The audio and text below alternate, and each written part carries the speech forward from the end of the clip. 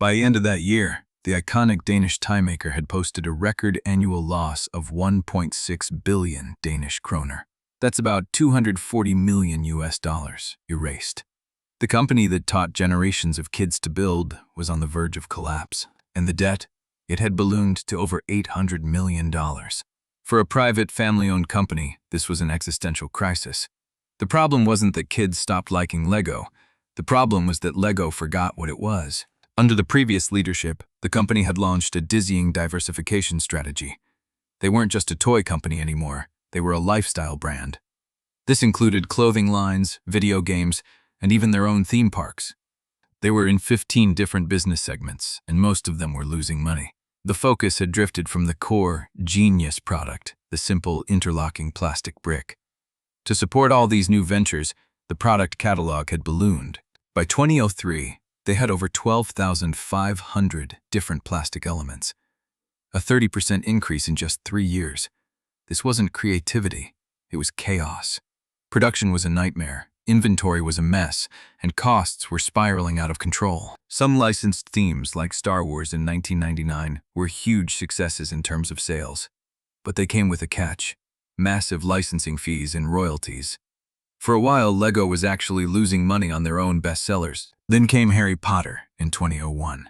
Those sets flew off the shelves and gave Lego a massive short-term sales boost. But it was a sugar high. It masked the deep operational problems and made the leadership team complacent. As the losses mounted, the company hired a new CEO in 2004. Jørgen Vig Knudstorp was not a toy guy. He was an outsider, a supply chain expert from McKinsey, and he looked at the numbers with cold, ruthless clarity. Knudstorp's diagnosis was brutal. The company had to stop being everything to everyone.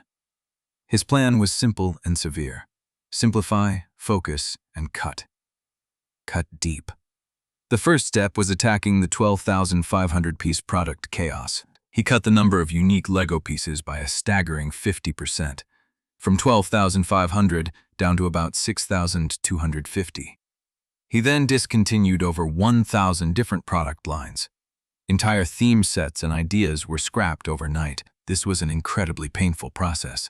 To cut costs, Lego laid off about 1,000 employees in 2004. That was roughly 20% of the entire workforce.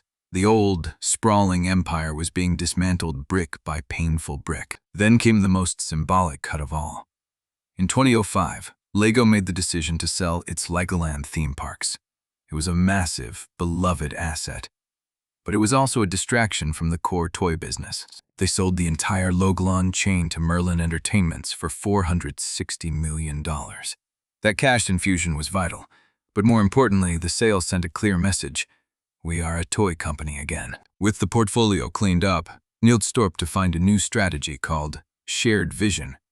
Instead of 15 segments, Lego would focus on just 5 to 7 core themes that it owned and controlled, like City and the newly created Friends line. They would use licenses like Star Wars and Harry Potter, but only when the economics made sense. The focus shifted to building deep, engaging play systems around their own original worlds. They were rebuilding the core. Results started to show almost immediately. That same brutal year of 2004, the company managed to swing from a massive loss to a net profit of 300 million Danish kroner. They were out of the danger zone. The turnaround was not a one-year fix. It was a sustained climb. Revenue grew steadily, from 9.5 billion DKK in 2004 back up to 21.1 billion by 2011. They had more than doubled in 7 years, and the profits exploded. Net profit went from that 300 million DKK in 2004 to a staggering 5.5 billion DKK by 2011. The financial crisis of 2003 was now a distant memory, replaced by unprecedented growth. But Knudstorp wasn't just cutting and managing, he was also making visionary bets. One of them was to invest in a direct-to-consumer channel, their own branded Lego stores. It was a move that would pay off hugely. By 2020, they would open over 800 stores worldwide. These stores weren't just about sales, they were immersive brand experiences that strengthened the connection between the company and its fans. Another masterstroke was in content. In 2014, they released The Lego Movie, It was a massive box office hit, earning $468 million globally. But more importantly, it was a brilliant, feature-length advertisement. The film's success created a cultural phenomenon. In the year after its release, global Lego toy sales jumped by 18%. They had turned their product into a Hollywood franchise. The revenue kept on climbing. By 2017, it hit an all-time high of 35 billion DKK. And that year, net profit reached a mind-boggling 9.4 billion DKK. They were now one of the most profitable companies in the world. The ultimate validation came in 2015. That year, LEGO officially surpassed Mattel to become the largest toy company in the world by revenue. The near-bankrupt company was now the king of the toy industry. But even giants can stumble. In 2017, LEGO announced its first revenue decline in over a decade, dropping 8%. The market was becoming saturated. It was a reminder that complacency is the enemy. They responded again by focusing on innovation, digital integration, and sustainable materials.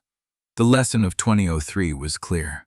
You cannot rest on your laurels, even with the world's best product.